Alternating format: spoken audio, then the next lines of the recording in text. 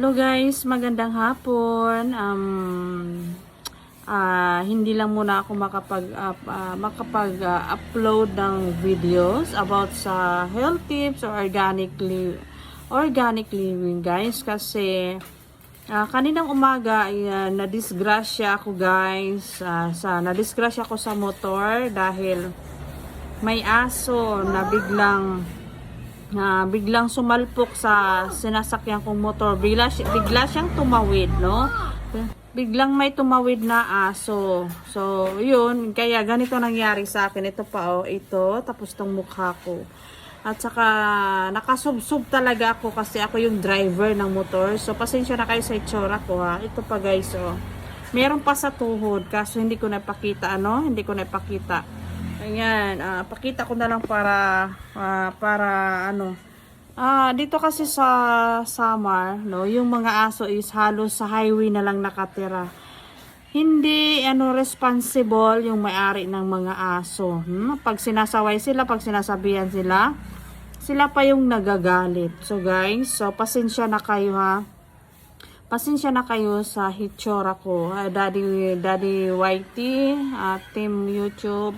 Sorry po, nag-update lang po ako. So baka kasi yung mga subscriber ko, yung mga manonood ng video ko, nagtataka bakit hindi na ako makapag-upload. So guys, pero pipilitin ko, pero nakakahiya naman magawa ko ng video, ganito yung mukha ko. No, siguro pag maghilom na o gumaling na yung sugat sa mukha ko, at saka na ako magawa ng video tungkol sa ating organic living at health tips. Ito guys, oh, dumugo talaga yan ito. Buti na lang yung pagpatakbo ko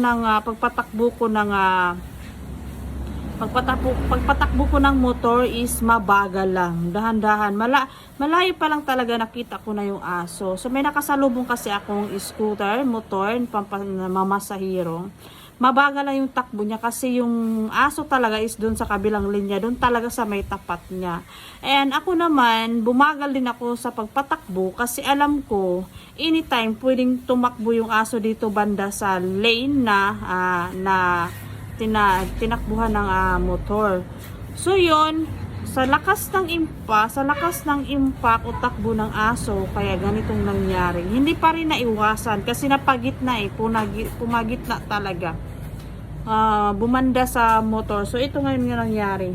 Buti na lang guys, mabagal lang yung pagpatakbo ko dahil kung mabilis, hindi lang ganito ang inabot ko. Siguro itong ilong ko, pasensya na kayo sa kuko ko, ha. Ganito daw pag masipag. Siguro itong ilong ko, kung mabilis yung pagpatakbo ko ng motor, nabali ito. At saka hindi lang ganito yung naranasan ko, no?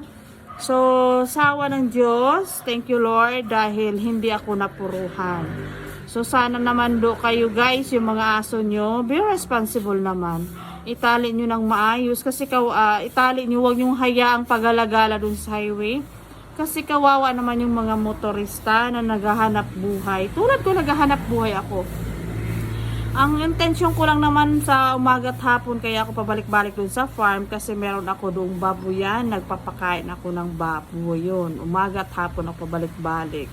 So, yun, hindi ko akalain na ganito ang nangyari sa akin kanina. So, meron ding nakaangkas sa akin, no, estudyante siya college. So, araw-araw, bawat umaga lagi yung nakaangkas sa akin kasi para makalibre siya ng pamasahing. Hinahatid ko lang sa may highway. Kamag-anak din ang sa side ng husband ko. So, kaninang umaga lang talaga kami na kaganito kasi dahil sa aso. So, yun lang guys. Nag-update lang ako. Baka magtaka si Daddy Whitey at magtaka na rin yung mga subscriber ko. Yung manonood ko kung bakit wala na akong post. Kasi ganito po. So, sana maintindihan nyo. Pagalingin ko lang muna ito bago ako magawa ng video. So, yun lang. Thank you for watching. Sana maintindihan nyo. Bye-bye. Magpapagaling muna ako, ha. Mga ka-organic living at ka-health tips. Abangan nyo na lang po, no? So, bye-bye.